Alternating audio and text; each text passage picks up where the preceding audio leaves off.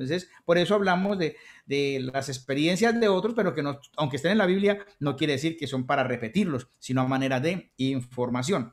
Entonces, a veces la Biblia narra detalles de comportamiento malo sin considerarlo, y algunos toman este hecho para justificar tales actos en el día de hoy. Pero repito, no es para copiarlos. Tenemos ejemplos de estos, la esclavitud, por ejemplo. Ya decíamos la poligamia, el Antiguo Testamento y otras cosas que no son para repetirlas en nuestra época, sino que solamente como información.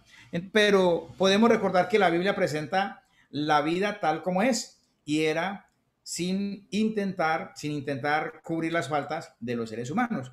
Es decir, que la Biblia, porque hay gente que pueda decir, bueno, pero ¿cómo es que la Biblia, siendo un libro tan santo, contiene unos casos, unos hechos que lo horrorizan a uno? Las grandes masacres y cosas de inmoralidad, actos de inmoralidad. Y entonces, ¿cómo es que la Biblia, siendo un libro tan santo, nos habla de esto? Precisamente porque Dios no quiere quedarse con eso, sino que da la información al hombre. Entonces tenemos una razón, un libre albedrío para escoger entre lo uno y lo otro. Ese es nuestro Dios, que no nos manipula, sino que Él dice, delante de ti está el camino del bien y el camino del mal. Está la vida y está la muerte. Escógelo. Tú decides qué camino tomar. Entonces, por eso tenemos esta regla. Tenemos el papel de la razón humana en la autoridad. Otra autoridad que tenemos para la ética es la razón humana. No estamos echando a un lado la razón humana. Cuando decimos que nuestra autoridad en la ética está en Dios, en su revelación, lo que Dios nos revela, más bien consideramos que Dios nos ha dado la capacidad de la razón y debemos utilizarla hasta lo máximo para ayudarnos en tomar decisiones éticas. Entonces la razón nos permite estudiar la Biblia, las condiciones históricas y sus sentidos para aquel día, y la aplicación del principio válido para nosotros en el día de hoy en día. De otro lado, ver cómo los avances de hoy día, pueden ser compatibles con la revelación divina. Como estamos en repaso, vemos el tercer autoridad, el papel del Espíritu Santo en las decisiones. ¿Sí? Habrán muchos casos cuando para tomar una decisión será menester contar con la iluminación e inspiración del Espíritu Santo. Otra autoridad es la autoridad de la iglesia. Entonces, si se tiene en cuenta que no todos los comportamientos están regulados de manera clara en la palabra de Dios, en la Biblia, entonces se hace necesario que la iglesia asuma una posición que normalice la conducta individual y social para el bienestar de la comunidad. Es decir, que hay cosas que no están en la Biblia, pero para eso Dios ha creado comunidad. ¿Y por qué no están en la Biblia? A veces decimos, hacemos todo lo que está en la Biblia. Hay veces que nosotros hacemos cosas que no están en la Biblia. ¿Pero por qué razón? Porque es que la Biblia fue escrita, aparte de eso, hay un abismo histórico, hay un abismo de cultura, de costumbres, lingüístico, en todo. Entonces no es que tal cual tenemos que aplicarlo ahora porque se escribió en otros tiempos, en otro continente. Bueno, son muchas las cosas, muchos los abismos que nos separan. Entonces, para eso, esa autoridad está también en la iglesia, aunque no esté en la Biblia. Hay casos que uno dice, pero muéstrame por la Biblia. Y les voy a contar aquí algo que me dijeron ayer, creo que fue ayer, me llamó alguien y haciéndome una pregunta, y dice, ve un pastor, amigo de la persona que me llamó y amigo mío de otro distrito. Entonces, mira que vino tal, su amigo, mi amigo, y entonces le pedí por favor que fuera a mi casa y que visitara a mi hermana y que orara por ella. Entonces dijo, sí, claro, yo voy, la visito, pero yo no oro por ella. Esto para que ahorita lo comentemos, que la idea es que también participemos todos. Entonces, ¿y por qué no puedo orar por ella? No, porque ese no es mi territorio. Entonces él cerrado en eso, que él no va a orar allá, porque, y entonces la persona le dice, pero ¿cómo así que no puedo orar por ella? Y muéstreme por la Biblia donde dice que no puedo orar por ella en la Biblia. Ah, bueno, no está en la Biblia, entonces ¿por qué no puede ir a orar por ella? Y dice, no, porque ese no es mi territorio, en ese territorio hay otro pastor y él es el que le toca esa área. ¿Hasta dónde eso es respetable? Eso va a ser materia de discusión ahora. ¿Hasta dónde es respetable? ¿Hasta dónde está bien y hasta dónde no está bien? En mi caso, si me preguntan a mí, si a mí me piden oración, yo hago la oración. Yo no niego la oración. Porque dice la Biblia, está alguno enfermo, llame a los ancianos. Entonces, si el Señor mismo se desplazó por todos los lugares sanando, entonces de gracia recibiste, dad de gracia. Entonces, si una persona requiere de un favor de esos y cree, entonces, ¿por qué no podemos orar? Entonces, en mi caso, me pregunto, ¿usted qué dice? Pues yo, en mi caso yo oro, porque la persona le dice, ¿cómo Hernán sí hay veces va a mi casa y hace oración por la familia? Porque es que somos familia. Que si fuésemos extraños, pero es que somos familia. Pero él se cierra en esa forma. Son personas son formas distintas de pensar. ¿Sí? Entonces, ¿por qué digo esto? Porque, repito, hay cosas que de pronto no están en la Biblia. A veces queremos ser como muy bíblicos y hacer todo lo que está en la Biblia, pero no, hay otra autoridad aparte de la Biblia que es la iglesia, que es lo contemporáneo, donde también hay reglas, porque la iglesia es un organismo y es una organización. Como organismo es vivo, ¿sí? Cristo le da la vida a esta iglesia, el Espíritu le da la vida a esta iglesia, pero también somos una organización. Entonces, toda organización tiene sus estatutos, toda organización tiene sus normas, ¿sí? Sus condiciones, sus políticas, por decirlo de alguna manera. Entonces, hay cosas, hay veces que uno no está de acuerdo con el juicio que emite la justicia. El juez emite un juicio y uno dice, no estoy de acuerdo. La semana pasada nomás escuchábamos en las noticias cómo hay un juicio sobre una persona y se pronuncian algunos y dicen, no, no estoy de acuerdo, la pena debió ser más alta, es muy bajita. Entonces, hay veces que criticamos o no estamos de acuerdo con la decisión de un presidente, de un gobernador, de un alcalde, de la policía, de un juez, a veces de la misma casa, en la misma iglesia. Estamos en una iglesia y no siempre estamos de acuerdo con algunas cosas, pero nos sometemos a esa autoridad porque buscamos no un bien individual, sino un bien común, un bien que ayude a todos. Entonces, por eso tenemos la iglesia como una autoridad. Entonces, se hace un concilio, se hace una asamblea y se toma una decisión sobre este asunto. Entonces, habrá unas personas que no estén de acuerdo, habrán otras que sí, y entonces la mayoría gana y nos sometemos a eso, porque la iglesia es una autoridad. Bueno, esto a manera de repaso. Entonces, eh, continuando con la ética, ya estamos viendo de las fuentes de autoridad en la ética cristiana, que son, repito, la Biblia, la cual nos habla en forma de prohibiciones, mandamientos positivos y reglas de vida. También hablamos de la razón humana como capacidad dada por Dios que nos permite tomar decisiones éticas. Tenemos el Espíritu Santo, quien nos guía a toda verdad, y también tenemos la iglesia, quien normaliza la conducta individual y social para el desarrollo integral del individuo y el bienestar de la sociedad. Estas tres autoridades que marcamos aquí son las que nos ayudan con lo que es la parte de la ética. Entonces, no estamos basados en el pensamiento de un hombre, sino ya vemos las tres autoridades. Entramos a lo que es la ética en el Antiguo Testamento o patriarcal. El Pentateuco contiene mucho material que abarca principios, leyes, mandamientos y normas de conducta para toda la humanidad. Copiamos de allí. Trata del comienzo de las relaciones interpersonales, la lucha de los seres humanos el uno contra el otro, el intento de Dios de reglamentar el comportamiento humano para beneficiar a todos los demás. Esto lo encontramos en lo que es el Pentateuco. Entonces, la ética patriarcal. El relato bíblico en el libro de Génesis nos dice que Dios creó los cielos y la tierra. Y al resumir todo lo que Dios había hecho, dice, vio Dios que esto era bueno. Génesis 1:25. Se puede afirmar que habían condiciones favorables para la comunión entre Dios y los seres humanos y las condiciones óptimas para la felicidad.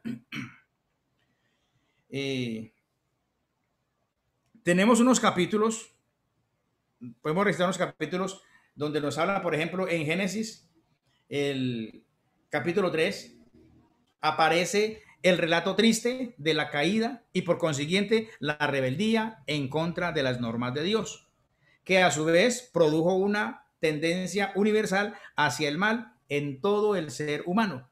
Como nos dice el apóstol Pablo, por un hombre entró el pecado y por el pecado entró la muerte y la muerte pasó a todos.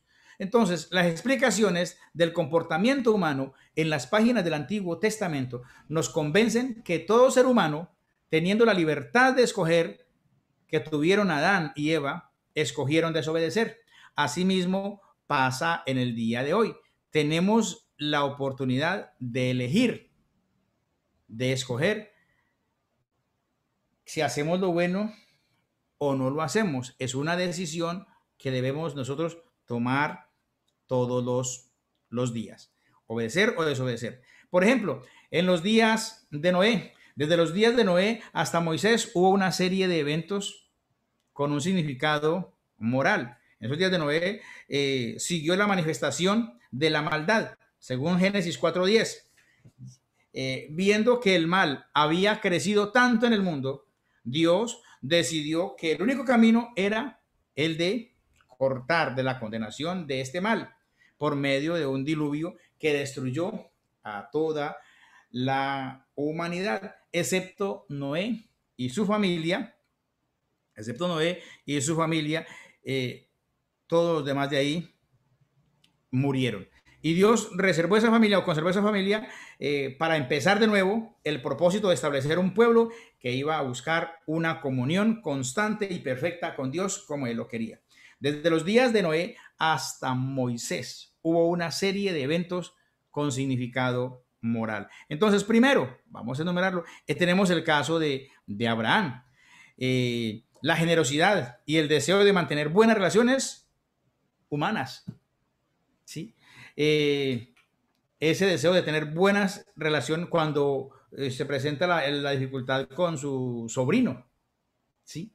Entonces, él al ver que habían problemas entre los pastores y los pastores de su sobrino y de él, entonces dijo, esto va para largo, esto se va agrandando, ya están peleando allá hasta que viene acá. Entonces él llama a su sobrino y le dice, para que no haya altercado entre nosotros, no podemos pelear porque somos hermanos. Entonces tome una decisión, elija a dónde quiere seguir, vamos a polos opuestos para evitar ese mal. Eso es ética.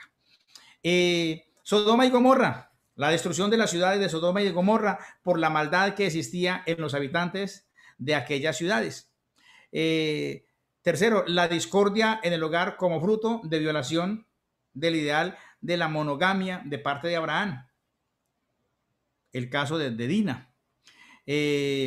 Punto número 4, las consecuencias, Esaú y Jacob. ¿Sí? Las consecuencias del favoritismo de parte de los padres en la vida de Esaú y Jacob, que a veces también suele verse en los hogares, un hijo preferido. El papá prefiere a uno y la mamá prefiere a otro, o al hijo mayor o al hijo menor, etcétera, etcétera. Punto número 5, José y sus hermanos. La falta de amor entre los hermanos de José y su venta a los hombres de una caravana de los ismaelitas, eso ilustra lo que es el rencor, ¿sí? Ilustra lo que es el rencor que puede caracterizar a los miembros de algunas familias. Y tenemos el número 6, la recompensa, ¿sí? José en casa de Potifar, la recompensa por ser fiel a las altas normas morales, en el caso de José en casa de Potifar. Este periodo es interesante percatarse de que cuando las personas mantenían buenas relaciones con Dios y con su prójimo, ello fue por su obediencia a las leyes morales y espirituales que respetaban. En cambio, resultaron muchos problemas interpersonales cuando no practicaban las leyes básicas desde el punto de vista moral y religioso. Desde allí que la ética cristiana es de suma importancia, porque eso nos lleva a honrar a Dios, a respetar a nuestro prójimo. Entonces tenemos la ética mosaica, los 10 mandamientos. Esos 10 mandamientos representan la revelación moral y espiritual más alta que el ser humano había recibido hasta ese día. Representar la cima más alta del Antiguo Testamento, según Éxodo capítulo 20 y el verso 2. Dios, ¿qué hace Dios? Dios dio los mandamientos a un pueblo comprometido con él desde el día que salieron de Egipto para buscar la libertad. En sentido espiritual, ese pueblo todavía se está formando por la obediencia de los seres humanos a esos ideales. O sea, que no es tanto que esa ley fue dada para ellos en esa época, es cierto que lo fue, pero también en el día de hoy y también para nosotros. Porque esto de la ética, eso no es algo que se aprendió de memoria y ya, eso es para practicarlo todos los días nos vemos comprometidos a tomar decisiones, todos los días estamos expuestos a tomar decisiones y allí es donde juega la ética. Por eso la ética no se aprende de memoria, no es algo teórico, es algo práctico que todos los días debemos de realizarlo con la familia, en el trabajo, mientras nos estamos transportando al lugar de trabajo. En fin, nos encontramos con casos que todos los días tenemos que tomar decisiones. Por eso, de allí queremos de siempre alimentarnos de nuestro Señor Jesús. Entonces, son casos universales para toda la humanidad. Entonces, ahora hablamos de la ética de los profetas. El tiempo de los profetas, en el tiempo de los profetas habían amenazas de otras naciones y grupos paganos y una lucha constante para sobrevivir en la tierra prometida. La legislación mosaica tenía el propósito de ser guía para la nación en su relación con Dios y igualmente con Dios y con sus vecinos. Cuando los israelitas llegaron a la tierra prometida, tomaron varios años para conquistarla. Eso no fue de una vez. Y durante la conquista, Josué y los otros dirigentes que iban con él insistieron en que el pueblo debía seguir fielmente a Dios. Durante el periodo de los jueces, que se conoce como el periodo oscuro de los israelitas, el pueblo de Israel tuvo que pelear una lucha grande por seguir fielmente a Jehová. Vemos esa lucha que había. Tuvo que pelear una gran lucha grande por seguir fielmente a nuestro Dios o a su Dios, digámoslo en ese momento. Por un lado, los cananeos con su religión de Baal, que se les fue como adhiriendo a muchos de ellos, querían a veces, y algunos fueron hasta conquistados por sus dioses, ¿sí? Entonces el pueblo de Israel estuvo luchando para que el pueblo no se apartara y siguiera a los dioses paganos, ¿sí? Entonces esa era la lucha que tenían. Una amenaza política también, una tentación constante a la idolatría. Además, la nación estaba experimentando las dificultades normales en los primeros años del desarrollo nacional. Entonces, por eso en Levíticos capítulo 18, verso 1 está diciendo,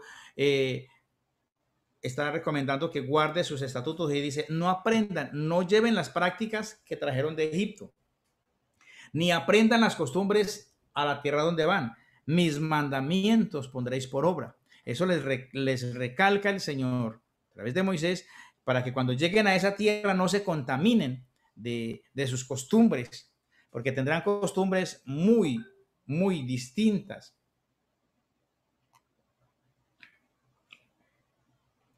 Entonces, que no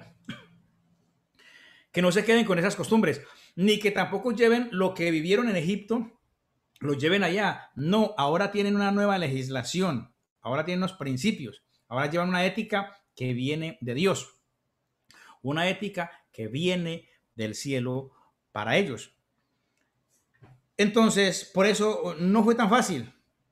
habían amenazas de otras naciones, otros grupos paganos y una lucha constante para sobrevivir en la tierra prometida.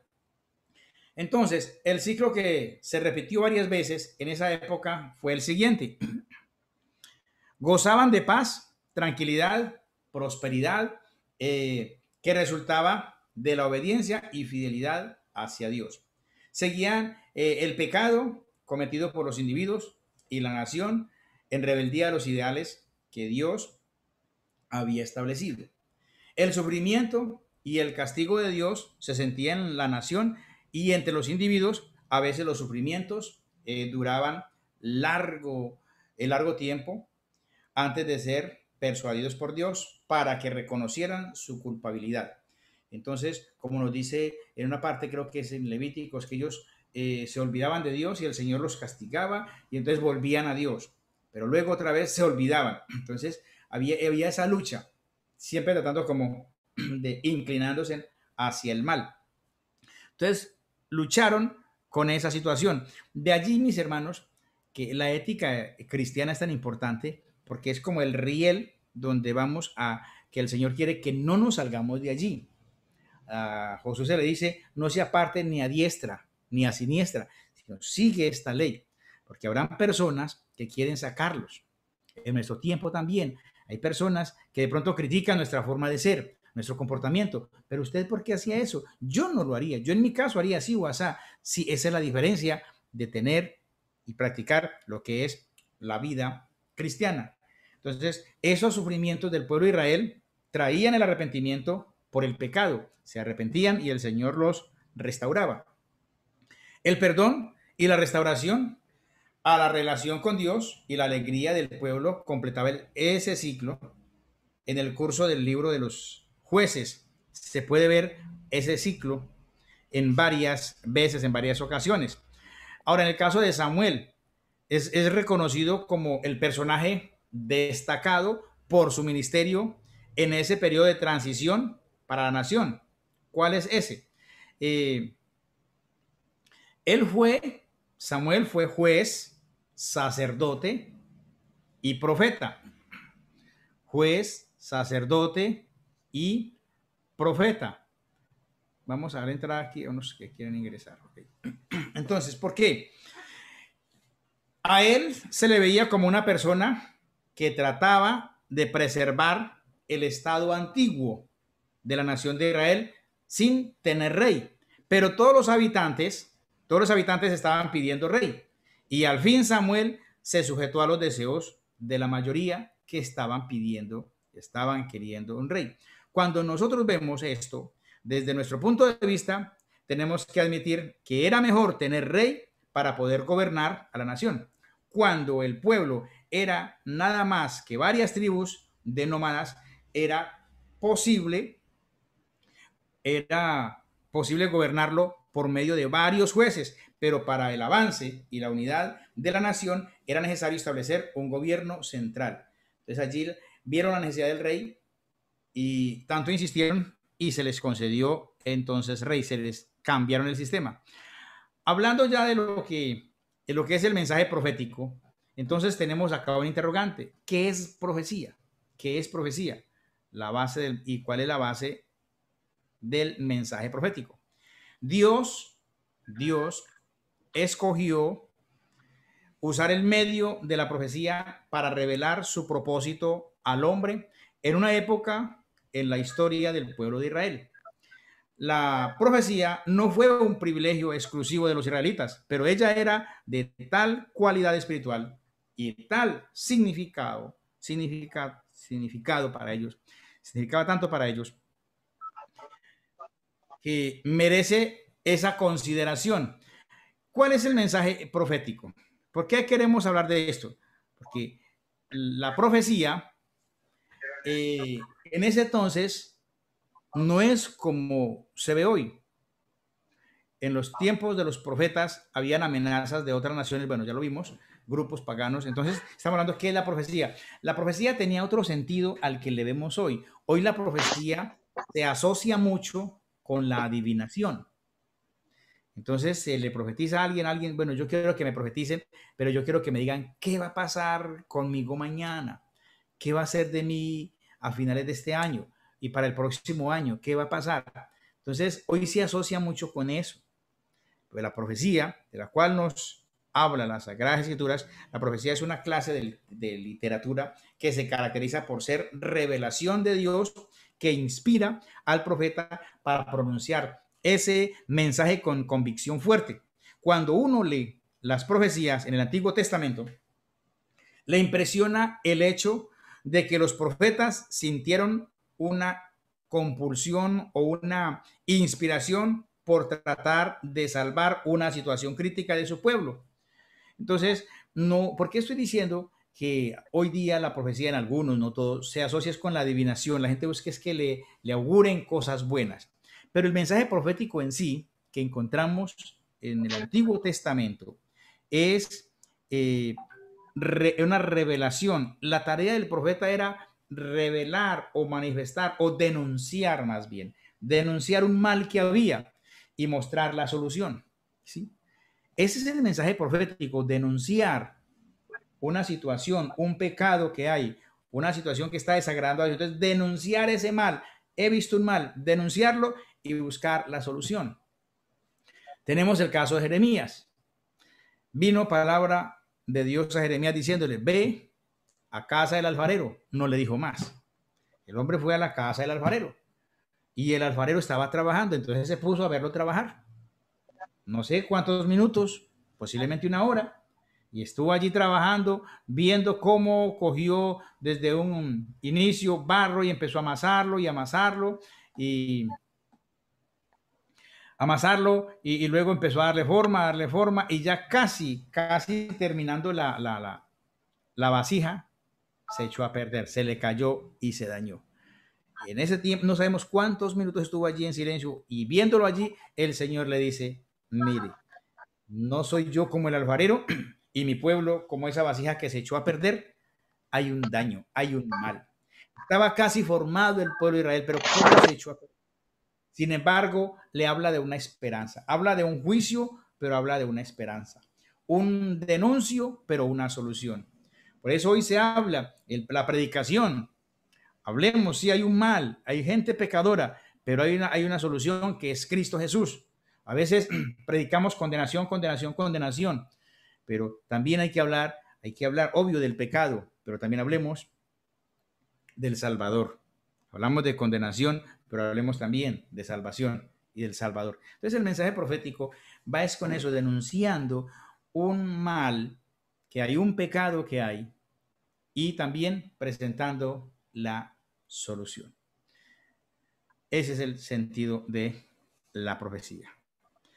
Hay un señor Yates, creo que es, dice que los profetas fueron designados con otros nombres, tales como atalayas, hombre de Dios, siervo de Jehová, mensajero de Dios, intérprete y hombre del Espíritu. De allí ha venido la idea de que la profecía es el mensaje que uno habla de parte de otro. O uno habla en parte de otro, es decir, el hombre habla de parte de Dios porque Dios es quien da el soplo, Dios es quien da Dios da la inspiración, la da el Señor. Entonces, la profecía contenía muchos elementos y entre ellos están la clarividencia, el éxtasis, el patriotismo, la predicación y el elemento moral. Muchos se interesan en el elemento de la clarividencia, que es lo que estamos hablando. Muchos se interesan en a ver, dígame qué va a pasar conmigo, si consigo trabajo, bueno, en fin, muchos se enfocan en esa parte, pero ya pues hemos aclarado unas cosas. Entonces, el elemento de la predicación tiene más que ver con el futuro inmediato y no con un futuro remoto y lejano. Por eso el pensamiento y la voz de Dios dice, en tanto que se dice hoy, hoy es el día aceptable. Hoy es el día de salvación. La base del mensaje profético. El mensaje profético se basa en principios teológicos y morales que los hombres habían recibido en las revelaciones anteriores de parte de Dios. Esos tales principios son que Dios es el creador, que Dios es omnipotente y soberano sobre toda la creación. El ser humano es creación de Dios y tiene en su mano la responsabilidad de señorear sobre la tierra. Los profetas presentaron los principios del pacto y de la elección tales como habían sido recibidos por Abraham, por Isaac, por Jacob, por José y más adelante por Moisés. También Jeremías tuvo la inspiración para pensar en un día futuro, cuando habría un nuevo pacto que sería interno y eterno. Interno y eterno, sin las limitaciones del pacto antiguo. Está en Jeremías capítulo 31, verso 31 al 34. Los profetas hicieron hincapié en el día de Jehová, día de juicio en el cual Jehová iba a castigar a su pueblo por la maldad. Profecía. La profecía es una clase de literatura, ya creo que hablamos de esto. Bases del mensaje profético, ya también los mencioné, sino que no había pasado esta diapositiva. Los profetas vieron el día perfecto en el reino, ética bíblica. Bueno, ya pasemos acá. Jesús y el reino de Dios. Tenemos aquí el Antiguo Testamento, termina con Malaquías y hay un intervalo de unos 400 años. En esos años la cultura griega influenció en el mundo de entonces a través de Sócrates, Platón, Aristóteles, y sin embargo las leyes minuciosas, los códigos y la tradición de los rabíes sustituyen a las enseñanzas de la ley de los profetas y la poesía. Que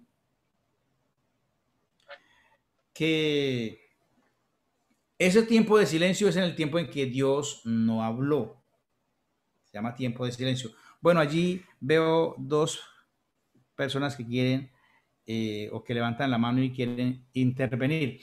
Yo quisiera más bien dejarlo para el final. Ya tenemos las 8:13 minutos y más bien vamos unos 15 minuticos o 20 minuticos más y luego entonces dejamos otros 15 minutos para que entonces tengamos las intervenciones. Entonces, para que tengamos una sola sección de intervención y no que tengamos dos. Entonces, ¿qué tenemos acá? Un concepto prominente y las características. Características del reino, relación entre religión y ética, la ética de Jesús, Jesús y la buena vida. ¿Por qué la buena vida? Porque es que el Señor vino a enseñarnos a vivir, a disfrutar la vida. El Señor vino a darnos vida y vida en abundancia. Y cuando dice que vino a darnos vida en abundancia es calidad de vida. No es tanto la larga vida. Anoche hablaba un poquitico acerca de eso, de que hay gente que existe pero no vive, ¿sí? Hay gente que existe 60 años, pero hay personas que viven 40. ¿Cuál es la diferencia? El que vive disfruta, aprovecha, ¿sí?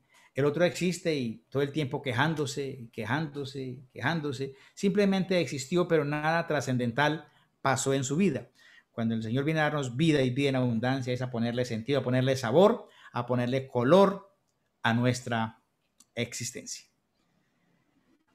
Entonces hablamos de Jesús y el reino. El Antiguo Testamento termina con Malaquías, bueno, ya lo leímos, termina con Malaquías y hay un intervalo entre el Antiguo y el Nuevo Testamento.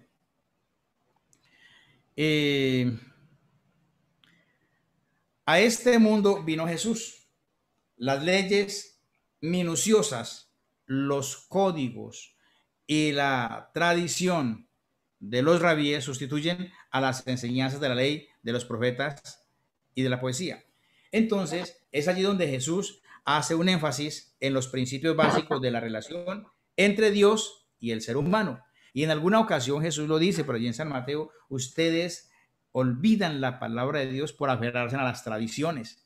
Para ustedes es más importante la tradición que la palabra. Entonces él viene como a enderezar eso porque se aferraron a ciertas tradiciones, a ciertas costumbres y entonces hacen a un lado la ley de Dios. Jesús por eso hace énfasis en los principios básicos de la relación entre Dios y el ser humano.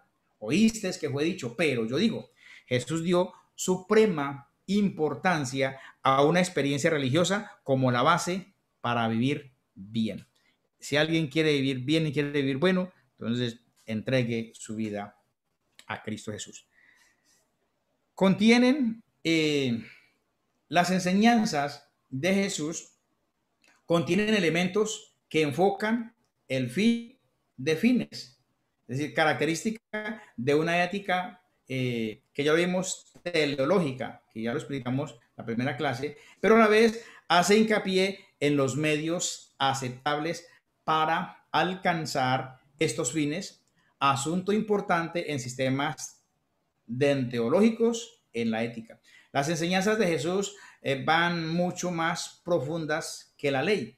Llegan a tocar el pensamiento como el embrión que florece en el acto. Por eso el Señor dice, oíste que fue dicho, pero yo digo, ¿sí? La ley. Y algunos entonces en alguna ocasión le preguntan, Señor, la ley dice esto, ¿y tú qué dices? ¿Sí? Quieren como buscan como esa confrontación, ¿sí? El Señor vino para traernos la verdadera ley. Por eso estamos hablando de la ética de Jesús, porque Jesús fue un ser ético. Él pide, él dice, cuando oren, oren así y pidan el reino. El reino de Dios trae ética. Por eso lo digo una vez más, no es un capricho, esto no es un capricho, esto viene de Dios por las autoridades que ya hemos visto, las 3, 4 autoridades que ya vimos. Entonces, las enseñanzas de Jesús van mucho más allá, van mucho más profundas que la ley. Llegan a tocar el pensamiento, como llegan a tocar el intelecto del ser humano. Por eso nos dice el escritor de los Hebreos que la palabra de Dios es como una espada, ¿sí? Que entra hasta lo profundo, hasta los pensamientos, disciernen los pensamientos, llega hasta los tuétanos. Y cuando dice espada, a veces nosotros nos imaginamos que es una espada larga de pelear. Hay un término, no recuerdo en este momento, pero más bien significa es bisturí, ¿sí? Porque una espada lo que hace es daño. Una espada al penetrar hace daño. Pero allí lo que nos dice es, tiene el enfoque, la interpretación de un bisturí que entra hasta el final. Pero ¿cuál es la diferencia entre una espada y un bisturí? Que la espada hace daño porque corta y hace daño, corta tejidos. No, el bisturí llega es para hacer una cirugía, no importa cuán profunda. Entonces cuando dice que la palabra de Dios es viva, es eficaz, es como espada que penetra, sí, pero es ese bisturí que hace una cirugía, que hace un corte perfecto para una sanidad total. Esa es la palabra de Dios. La palabra de Dios no hace daño, la palabra de Dios no hiere, la palabra de Dios cura, sana. Un concepto prominente. Un concepto prominente. El reino de Dios, ¿por qué prominente? Porque el reino de Dios es un concepto céntrico y está mencionado unas 60, 70 veces en el comienzo de su ministerio. Jesús anunció y dijo, arrepentíos, porque el reino de los cielos se ha acercado. Dio instrucciones a los discípulos de predicar el reino de Dios. El primer paso en la vida cristiana consistía en entrar en este reino. El reino de Dios es el valor supremo, lo que toda persona debe buscar. Ese debe ser siempre su fin. Buscad primeramente el reino de Dios y su justicia. Gran porcentaje. Pastor, Sí, señor. la hermana Irene Sarmiento Castelar tiene la mano levantada. Pues yo estaba sugiriendo que hablarnos 10 minuticos más y dejar el resto para las preguntas y para las intervenciones. Listo, mi pastor. Entonces, voy hasta las 30, ¿le parece? 10 minuticos más y entonces Mi ya pastor, damos el el aula es micrófono. suya. Gracias, gracias. Entonces decíamos que el gran porcentaje de las parábolas comienzan con la palabra. El reino de los cielos es semejante a. El reino de los cielos. Entonces, por eso nosotros decimos que es un concepto prominente. Tenemos la característica del reino, característica del reino. El reino es espiritual, esa es la característica. El reino es invisible, es tangible, no tiene la característica de un gobierno político ni eclesiástico. ¿Sí? El reino es un reino del presente, es un reino del presente. Aquí tenemos las diapositivas que lo que ya mencionamos. Es un reino invisible, un reino del presente, es un reino, es individual y social. Jesús enseñó a orar. Relación entre religión y ética. ¿Qué relación hay entre la religión y la ética? La ética de Jesús es una ética basada en la experiencia religiosa. Uno de los elementos básicos en las enseñanzas de Jesús es su énfasis sobre el nuevo nacimiento, o sea, la fe en él. Por eso, la base para pedir un comportamiento ético viene del compromiso de seguir a Jesús, de seguir a Jesús. En Mateo 22, verso 7, Jesús presentó sus palabras más condenatorias para los escribas y los fariseos, para los líderes religiosos que dieron más importancia a los ritos relacionados con la expresión religión que la actitud del adorador. Y en San Mateo capítulo 23, la experiencia religiosa de la conversión es la puerta de entrada al reino de Dios. Uno así toma las demandas del ciudadano del reino, de las cuales abarcan una moral personal y social. Primero es el amor hacia Dios, el cual producirá el amor en la relación con el prójimo. Si mi relación con Dios es buena, la relación con los demás también. Por eso el Señor nos dice, busquen primero el reino de Dios. ¿Sí? A veces yo quiero tener una buena relación con los semejantes, pero tengo mala relación con Dios. Si quiero que la relación con mis semejantes sea buena, debo relacionarme con Dios, porque Dios es la fuente y yo me alimento de Él. Dios no tiene amor, Dios no tiene amor, Dios es amor. Entonces, como Él es la fuente de amor, si yo quiero amar, ¿cómo aprendo a amar? Cuando me acerco a Jesús. Por eso, mis hermanos, para la persona que no ha recibido el reino, que no ha recibido a Dios, le es difícil perdonar a otro. Dicen, yo no perdono, no, es que eso es imposible. El Señor dice que hay que amar a los enemigos. ¿Cómo lo voy a amar al que me hace malo? Ni riesgos, eso no va conmigo. Claro, porque está lejos de Dios. Pero cuando yo me acerco a Dios, Dios me da esa capacidad, Dios me da esa fuerza de amarme a mí mismo y de amar a los demás. Y al que me hace daño, soy capaz de darle de comer y darle de beber. Y si me pide, dale, dice el Señor. Entonces no es difícil cumplirlo cuando nosotros, de verdad, estamos sometidos o haciendo la voluntad del Señor. Características de la ética de Jesús. Denme 5 minuticos y pasamos a las intervenciones que también son muy enriquecedoras. Características de la ética de Jesús. Una ética no sistemática. Primero, la ética de Jesús no es una ética sistemática. Al encontrar la multitud, Jesús comenzó a enseñarles los ideales que él consideraba de mayor valor. Explicó la relación de sus enseñanzas con la ley moral del Antiguo Testamento. Dio ilustraciones específicas de acciones apropiadas según las circunstancias.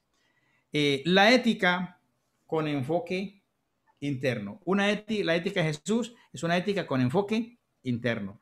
Jesús tomó los 10 mandamientos que tienen que ver con responsabilidad hacia el prójimo e hizo un enfoque en las actitudes internas que producían el adulterio, la mentira y el robo.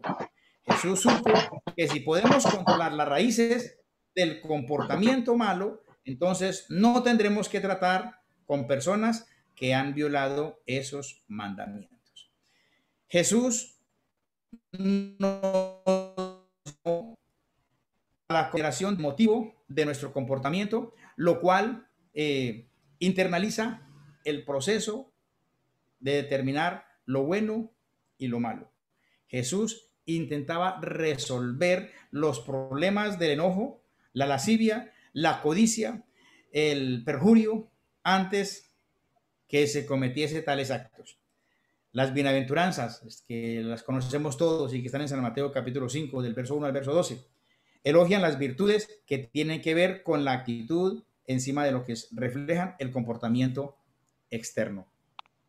La ética positiva. Ética positiva. El mundo antiguo vivió bajo la sombra de mandamientos negativos, prohibiciones, reglas para escapar del dolor, el castigo, la ira del ser divino. Los 10 mandamientos contienen la palabra no, no, no, antes de cada verbo. El código, código Hammurabi, como que es, tiene leyes apodícticas que presentan la condición. Si el hombre comiere tal acto, el castigo será. Viene una consecuencia. Una ética con recompensa para el presente y el futuro.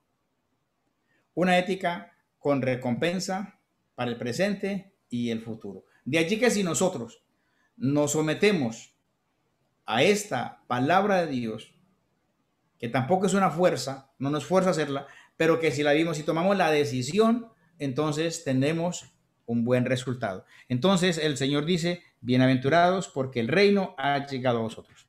Así le dijo a Zaqueo cuando llegó y vio la acción. El Señor no le dijo, tiene que vender, tiene que regalar, tiene que hacer obra social, no, sino que Zaqueo puesto en pie, dijo, Señor, he aquí la mitad de los bienes la doy a los pobres. Y si a alguien he defraudado, le devuelvo 4 veces más. ¿Qué dijo el Señor? Hoy ha llegado la salvación a esta casa. Eso es algo que nace del corazón, sale dentro de él tomar esa decisión. Eso es lo que Dios quiere, que tomemos la iniciativa, que esto no sea como algo que tenemos que hacerlo y yo tengo que hacerlo, no sea como una fuerza, lo hago por amor. Y cuando lo hago por amor, entonces no es ley. Bueno, mis hermanos, ahora sí, micrófonos abiertos, quien deseen participar, háganoslo saber y entonces de esa manera pueden participar. A ver, miremos aquí quién es el primero. ¿Quién está en fila? A ver, ¿quién desea participar en este momento?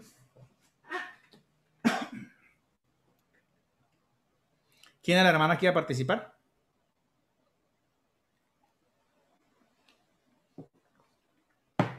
El silencio me asusta.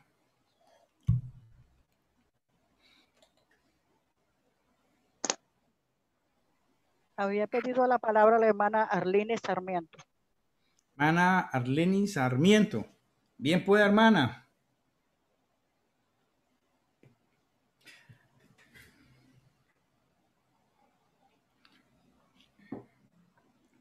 ¿Alguien? Entonces, ¿alguien que desee participar en esta noche? Así nos enriquecemos todos.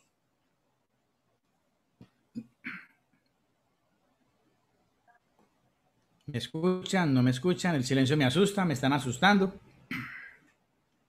Si alguien tiene algún comentario que hacer, aportarnos algo a lo que hemos visto en la noche de hoy, entonces es la oportunidad. Active su micrófono y participe. Aló, aló. Buenas noches, mis hermanos. Dios les bendiga. Amén. Amén. Dios Buenas guarde. noches. De Picaña. Sí, ¿Escuchan, mi hermano. hermanos? Sí, le escuchamos perfecto. Bueno, Bueno, ahí sí tenemos inconvenientes. Ahora sí.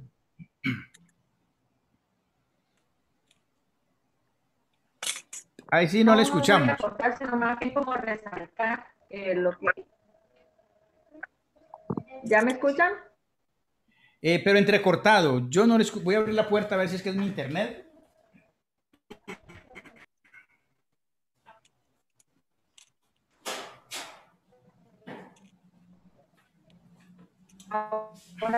Bien, pueda inténtelo, hermana, a ver si le escuchamos bien. Tenemos una interferencia. Hola. Yo no voy a lo que ahora. ¿Ahora me escuchan bien? ¿Me escuchan ahora? Sí, le escuchamos. Vamos a Parece intentar que a es el ver. internet bien. ¿Me escuchan ahora? Sí, sí. Se escucha entrecortado. Sí tenemos. Ok, hermano. Les decía que, bueno, vamos a tratar a ver si de pronto me logran escuchar. Les decía que el hecho de la ética a través del tiempo, ¿no? No solamente en el tiempo de Cristo, después de Cristo, sino en la de los patriarcas y de los profetas, y cómo Dios va mostrando su ética y enseñando sobre el tiempo, ¿sí? Porque es algo, la ética a través de los patriarcas, como los mismos patriarcas. Bueno, vamos a tratar bien una enseñanza. Les decía que enseñanza de ese buen comportamiento, dando su éxito y de esa buena relación con Dios y con semejante y del buen trato con los demás.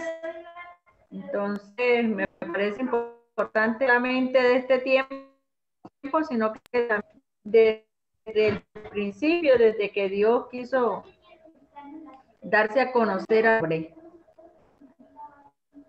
Sí, correcto. Eso, la ética no nació ahora, eso no lo inventamos ahora, ni se lo inventó la iglesia ahora. Es algo que viene desde un comienzo, el respeto que hay. Ejemplo, lo vemos desde que el Señor habla ya con Caín. ¿Por qué se enoja? Si haces bien, también recibirá alabanza. Pero el mal está a la puerta, usted verá, tome la decisión. Pero él sí le advierte, ¿sí? Usted verá qué hace, pues, si no se enoje, hágalo bien y serás también elogiado. Pero si haces el mal, el pecado está a la puerta, No solamente de este tú tiempo, verás sino que también y es verás. algo desde el principio, desde que Dios amén, darse a conocer al hombre. Bueno, mi hermano, gracias a usted. ¿Alguien más que desea hacer un comentario?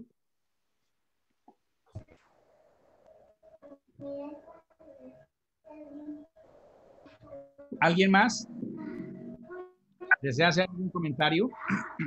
Pastor, Dios les bendiga, mis hermanos. Amén, Qué hermano pena que Giovanni. no, qué pena que no les active la cámara. Lo que pasa es que tengo como buen fondo aquí donde estoy. Tranquilo, Pero, tranquilo. pero entonces sí quiero hacer un aporte ahí, o algo que me llamó mucho pues la atención y es precisamente que desde que empezaste el tema estamos viendo, por ejemplo, que Dios siempre deja como la puerta abierta, ¿no? Que Dios siempre deja como la opción, a pesar de que pues Él en su como él es todopoderoso, ya sabía que de todas formas el pueblo iba a caer, que tenía que levantarlo de una u otra forma. Y bueno, esa es como la secuencia que nosotros vemos desde Génesis hasta nuestros tiempos, ¿no? Pero entonces me gusta mucho esta parte de la ética porque el Señor siempre dejó, vuelvo y lo reitero, como esa puerta abierta para que nosotros pudiéramos decidir, ¿cierto? Bajo las bases que tenían en ese tiempo los profetas, los patriarcas. Y pienso yo que hay como más responsabilidad para nosotros todavía porque los profetas, los patriarcas no tienen toda o no tenían toda la palabra completa como la tenemos nosotros hoy en día. Nosotros hoy en día creo que nosotros recae más una responsabilidad porque, como alguien dice por allí, el libro es un manual de ética también donde nos refleja a nosotros toda nuestra conducta, todo lo que nosotros debemos de hacer bajo las bases que Cristo estableció para nosotros, para nuestros días también, ¿verdad? Es cierto que estoy muy de acuerdo con el comentario que usted hacía, mi querido pastor, sobre que hay cosas que de pronto pues nosotros ya no aplicamos hoy en día, ya sea pues por la cultura, bueno, ya sea por nuestros tiempos, etcétera.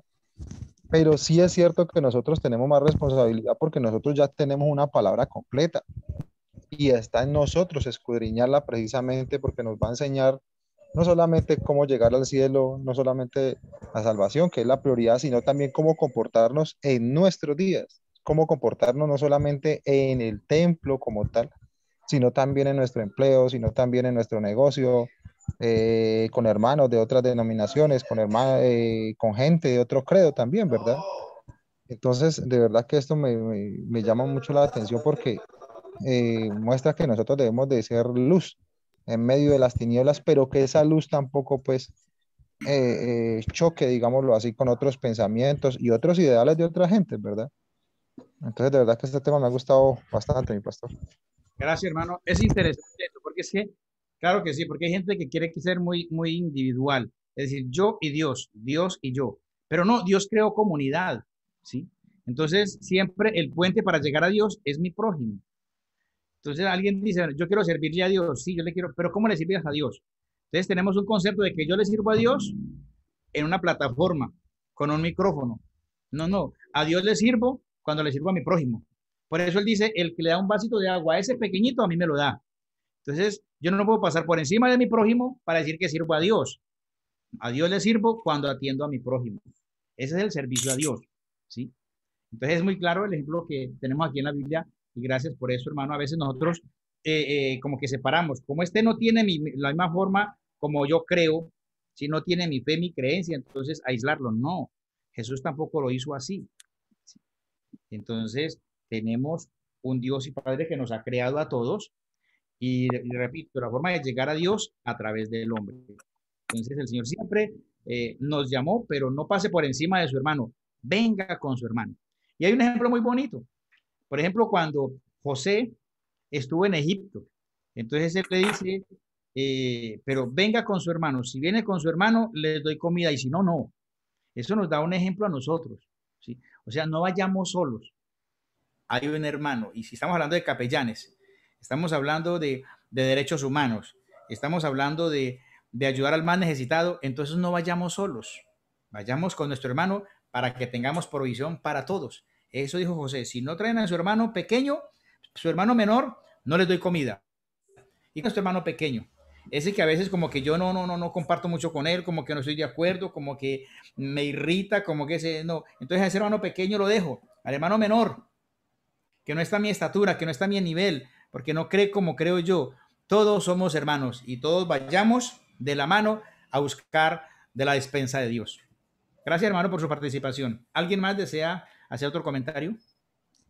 Amén, amén, hermano. Mi pastor, Dios me lo bendiga. Amén, Dios Mi guarde. pastor Hernán, Dios me lo bendiga. Pastor, pues yo quería hacer como un aporte ahí porque pues estamos hablando de la ética y cuando los profetas, cuando Dios estaba reuniendo a los 12 apóstoles, acá podemos ver que Dios llegaba y les decía, deja todo y seguirme. Amén. Sí. A mí me gusta y me parece muy bonita esta labor de los capellanes porque se apegan a eso. Amén. Se apegan a ese sentir del ayudar. Amén. De cuando Dios estaban todas esas personas sentadas y le dijo a los apóstoles, dales de comer ustedes. Ellos dijeron, Señor, pero ¿cómo le vamos a dar de comer a 5,000 personas si es que no tenemos de dónde? Amén. Y Dios partió los panes y los peces, ¿cierto? Y les alcanzó para todos. Entonces lo traemos hoy a este día, que esa labor de esos capellanes, de esas personas que quieren hacer las cosas, ¿amén? Que realmente quieren ayudar al que lo necesitan. Y no solamente llevan un plato de comida, llevan esta palabra de vida, esta palabra que llena lo más importante, el alma. Amén. Que Dios los bendiga. Amén, amén. Gracias por su participación. ¿Alguien más que desea hacer un comentario? Aquí estamos para enriquecernos entre todos. Dios lo bendiga, mi pastor. Amén, hermano Rubén, Dios lo guarde. Amén, amén. Pues yo entiendo por ahí lo que decía pronto una señora sobre la ética y lo que tú decías, pastor, que pues la ética siempre ha estado. De pronto nosotros no conocíamos el término como ética, a pesar de que se enseñaba y se explicaba como testimonio y todo, pero ahora lo entendemos que está basado en la ética, o sea, en el comportamiento de nosotros. Me gustaría, pastor, que ampliaras un poquito ahorita este momento la ética en la parte del Señor Jesús con enfoque interno. con ese enfoque interno para que todas las personas, por ejemplo, tengan un conocimiento un poquito más amplio en ese puntico, pastor. ¿Ese punto lo vimos ahora? Sí, lo vimos ahora en la ética de Jesús, en la ética del Señor Jesús. Dice una ética con enfoque interno, o sea, yo lo entiendo, pero me gustaría que todos lo pudiéramos entender un poquito más. Ya, sí, esa ética, a ver, cuando decimos que la ética del enfoque interno, porque a veces tenemos la ley de Dios, la palabra de Dios como por fuera, como que a un lado, pero digamos los 10 mandamientos. Mire que los 10 mandamientos el Señor los resume en 2, ¿sí? Y dice, amarás a tu Dios con todo tu corazón, y luego dice, y el segundo, a tu prójimo como a ti mismo. Entonces lo resume. Quiere decir que los primeros 5 mandamientos tienen relación con Dios y los otros 5 tienen relación con el hombre. ¿Sí? Correcto. No matarás, no alterarás, etcétera, etcétera. Entonces tiene relación ya con el hombre. Entonces esto para que lo interioricemos. Porque decíamos ahora que a veces tenemos un evangelio más bien como teórico, pero el Señor nos enseña que esto hay que interiorizarlo, esto es para vivirlo. Esto no es para tenerlo solamente en una ficha allí en el letrero, sino para vivirlo. Cuando nos dice la Biblia, allí en el profeta que cogió el libro, el rollo, y le dijo que se lo comiera, y se lo comió, y que era agradable al paladar, pero cuando lo tragó era amargo el vientre. Pues a veces esta palabra es así, ¿sí? Es buena, es agradable, pero hay que tragarla, y a veces al tragarla eso es fuerte, porque hay cosas como que no, como que no me gustan mucho, pero que son necesarias. Entonces este reino es para interiorizarlo. Solo cuando este reino lo interiorizamos es que hace efecto. De lo contrario, sabemos de personas que tienen un evangelio, pero como que no lo viven, ¿sí? Que lo que nosotros llamamos en nuestro medio, hermano de mal testimonio, ¿sí? Lee la Biblia, canta, participa en las reuniones, pero no se le ve, no tiene una vivencia, ¿sí? Porque no lo ha interiorizado. Esto no es de llevarlo por fuera, sino por dentro. Ya que lo que hagamos salga de nosotros, salga de dentro del corazón y sea algo sincero, ¿no? Algo recto, algo verdadero, lo que hacemos, lo que vivimos. Sí, Señor. Porque viene del corazón, es un sentir que viene. No que lo manden a uno. Ve, vaya a darle a aquel. No, uno mismo lo siente hacer. Mire que el Señor lo que hace con el evangelio es activar la voluntad. Por eso el Señor dice, si alguno quiere venir en pos de mí, Él no dice tienen que venir, sino si alguno quiere, eso tiene que nacerle. Niéguese a sí mismo, tome su cruz y sígueme. A los discípulos en alguna ocasión los vio como dudando. Y le dijo, ¿queréis iros vosotros también? Porque tenía como 500 personas. Y entonces se fueron y solo quedaron los discípulos. Y Jesús los miró y le dijo, ¿ustedes también se quieren ir? Conmigo no hay problema. Pero Pedro levanta la voz y dice, no, pero es que ¿para dónde vamos? No hay para dónde pegar. ¿Sí? Porque a veces la masa no nos contagia. Vamos con la mayoría siempre gana. Entonces, ¿para dónde va Vicente? ¿Para dónde va la gente? Porque hay mayoría. Pero la ética nos enseña a ser centrados. Así correcto, nadie esté de acuerdo, pero ese es mi principio, ¿sí? Ese es mi principio. Y los principios no son negociables. Yo creo así y pienso así. Que eso es lo que se requiere hoy día. Cuando se tiene esa ética cristiana, no, aquí no me mueven. Por eso muchos cristianos fueron aserrados, fueron expuestos a las hogueras y a todo, pero ellos no renunciaron a su fe porque tenían ese principio. ¿Qué es lo que nos hace falta hoy? Carácter, principio y formación. Listo, pastor, muchas gracias. Dios te bendiga. Bueno, con gusto. ¿Alguien más que desee participar? Yo, mi pastor Alzate. Patricia Ramírez, Dios bendiga y guarde. Según lo que usted ha dicho, según los aportes de todos los hermanos, Dios les bendiga a todos, toditos, Dios los guarde. Gracias, hermano, por esa enseñanza. Muy chévere, me gusta mucho. Usted empezó la lección diciendo de que alguien había invitado a un pastor a visitar y a orar, y él había dicho, no lo voy a hacer, porque no es mi territorio. Y usted acaba de decir que la ética es centrada. Y todo lo que usted nos ha enseñado hoy, y todos los aportes de los hermanos, Jesús vino a servir. La ética de Jesús era servir. Si yo puedo tener la oportunidad de que alguien me llame a orar, como cristiano, como capellán, como líder, como sea, yo pienso que la ética de esta persona o de cada uno de nosotros es llevar una oración a esa persona que la está necesitando, porque es que en el cristianismo no hay barreras, no hay líneas. Y yo pienso que si yo oro por alguien, hermano, cuando el Señor dice orad los unos por los otros, y el mismo Jesús lo hacía yendo a donde fuera, relacionándose con personas que no eran judías, relacionándose con personas que tenían dudosa, eh, dudosa reputación, y siempre Jesús iba a donde fuera, a sanar, a aconsejar, a orar, a alimentar. Si esa era la ética de Jesús, ¿por qué nosotros nos limitamos y pensamos que en el cristianismo hay barreras invisibles y aquí no hay eso? Somos otro pueblo, ¿no? Y nos mandan a orar los unos por los otros. Entonces yo pienso, usted dijo, ahora vamos a debatir esto. Yo pienso, hermano, que cuando alguien se acerca a mí y me dice, hermano, necesito que vaya a hacer una oración, mi prioridad es la necesidad de esa alma y de su familia. Esa es mi prioridad. Pienso Claro que yo. sí. Según lo No, que saca, la no, ética es central. y no es solamente porque yo lo diga, es que tenemos ejemplos bíblicos. El etíope, por ejemplo, el etíope llegó y le dijo bueno, aquí hay agua, ¿quién pide que sea bautizado? Él no le dijo, no, pero es que hay que hablar con la reina de Candace, hay que hablar con no sé quién, con qué, no, aquí hay agua, a ver qué pasó.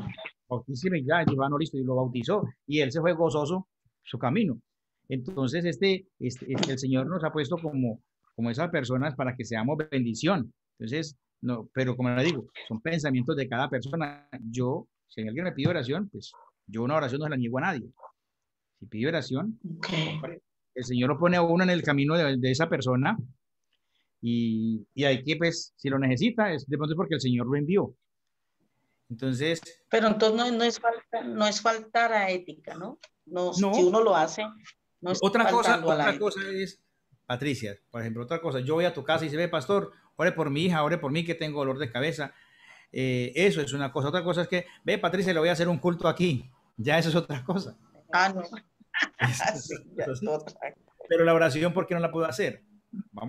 Sí, pero yo le digo, vamos a hacer un culto y aquí invitamos a los amigos. No, eso ya es otra cosa. ¿Sí? Pero una oración. Mano, perdón, lo voy a decir por esto, porque es que a mí un hermano me habló de un pueblito donde el pastor vivía lejos, como una vereda. Sí. Y el hermano me llamó y me dijo, hermana, el anciano está agonizando y pide el bautismo y el pastor no está. ¿Qué hago? Yo me quedé como pensando y yo le pregunté a otra persona, a otro pastor que vivía mucho más lejos en la ciudad. Y entonces dijo, pues hermano, si está pidiendo el bautismo y el hermano está lleno del Espíritu Santo y es un obrero, él era un obrero, pero pues esa ovejita le pertenecía al pastor de allí y él era el obrero más allácito, que lo bautice, porque estamos viendo es la salvación del alma que está allí, el pastor no está, que lo haga el obrero. Entonces el hermano decía, no, pero me da cosa porque de pronto el hermano viene y que le robé la oveja. Y el otro dijo, no, es que no estamos hablando de robar, estamos hablando de una necesidad. Si el anciano muere, ¿quién es culpable de que no lo hayan bautizado? No faltó a su ética. Porque el hermanito se bautizó y a la hora murió. Ya. El anciano. Bueno, entonces no lo condenemos.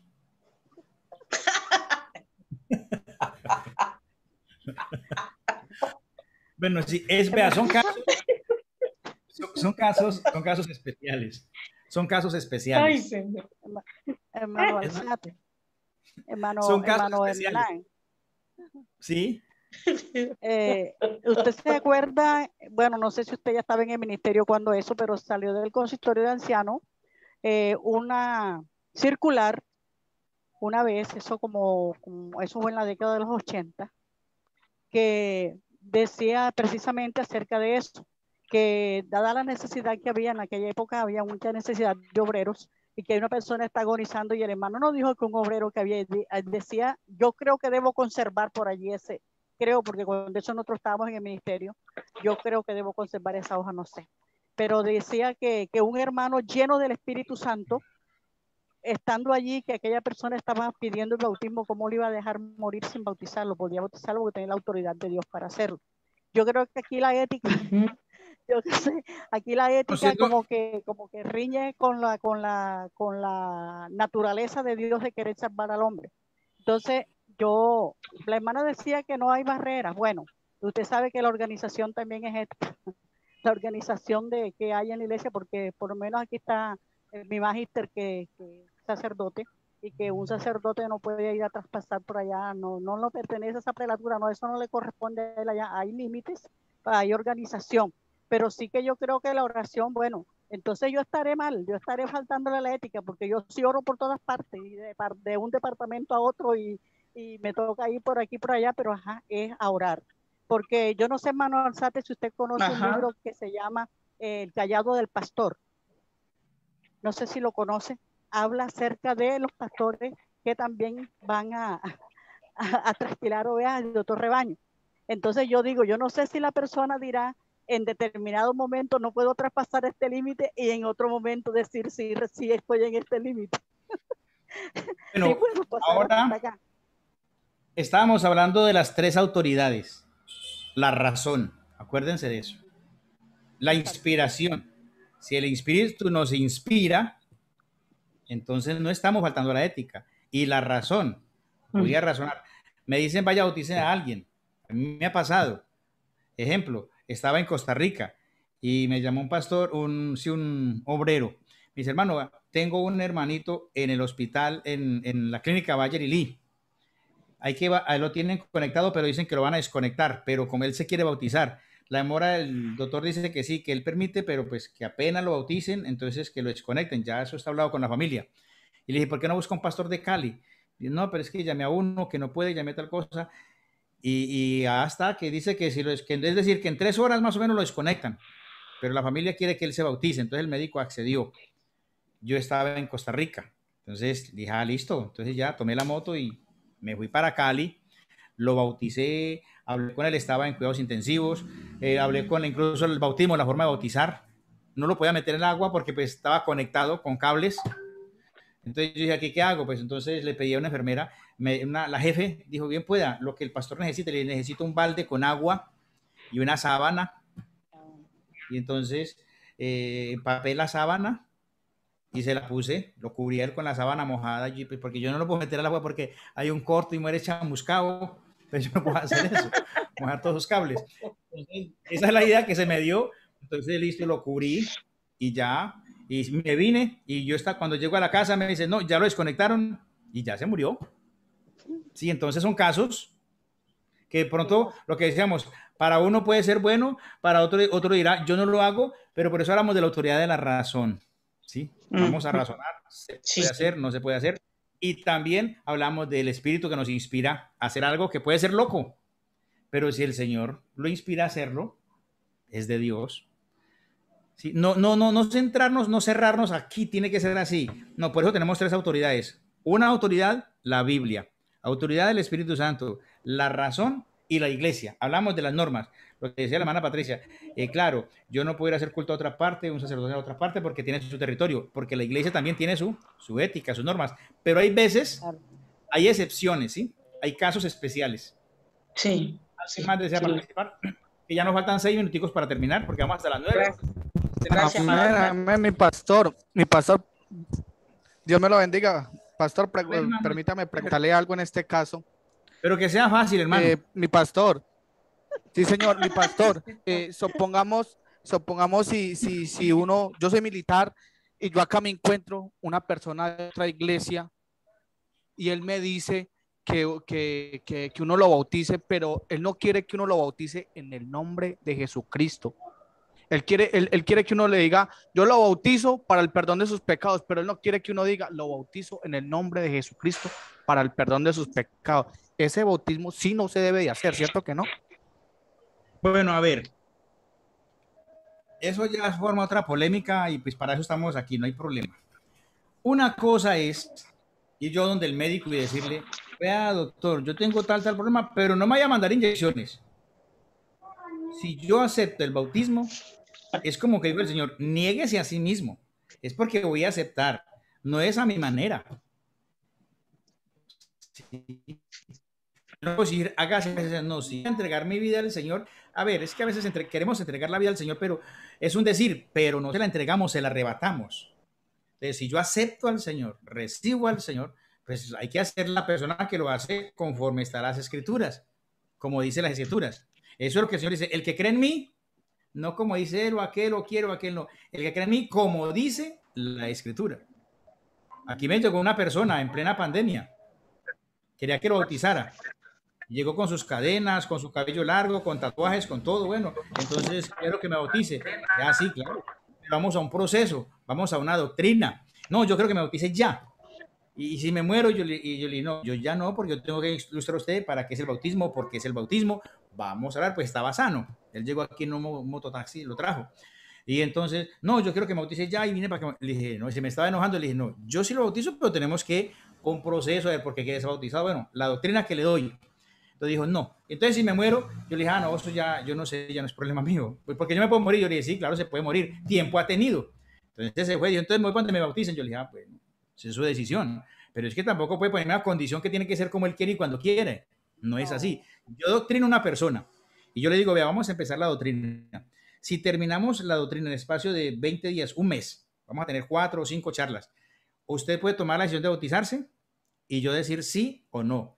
O yo puedo decirle, lo bautizo, y usted puede decirme que no. Entonces voy a hacer la doctrina sin ningún compromiso. Terminado el ciclo, ya usted decide si se bautiza o la decisión la tomo yo. Si yo no le veo frutos dignos de arrepentimiento, no lo bautizo. Esa es mi forma de, esa es mi condición, ¿sí? Otro tendrá su forma, otro dirá, no, yo sí lo bautizo. Pero en mi caso, pues hay un proceso. Porque siempre tratan como de chantajearnos. Y si me muero, y entonces usted es culpable, usted es responsable. Pero si usted tiene 30 años, el Señor le dio 20 años de oportunidad. Última intervención y nos vamos. Yo quisiera compartir algo con esto que ustedes están diciendo. No le entiendo bien, hermana. Y si me va a preguntar, que sea una pregunta fácil. Que si lo puedo hacer o no lo puedo hacer. Hay un pasaje bíblico donde el Señor, los discípulos se acercaron al Señor y le dijeron, Señor, hay un hombre que está echando fuera demonios en tu nombre, ¿se lo impedimos? Y él le dice, no se lo impidan, porque el que no es con nosotros, el que no es por nosotros, está en contra de nosotros. O sea, y su ética de reglamento, ¿verdad? Pero a nosotros nos debe regir la ética de Cristo, porque eso es lo que nosotros estamos siguiendo, la ética cristiana. Y eso va más por encima de cualquier ética nacional, porque a veces, como decirlo, está en contra de nosotros. O sea, a veces troncan esas cosas con la necesidad espiritual de la persona. Bueno. Y a veces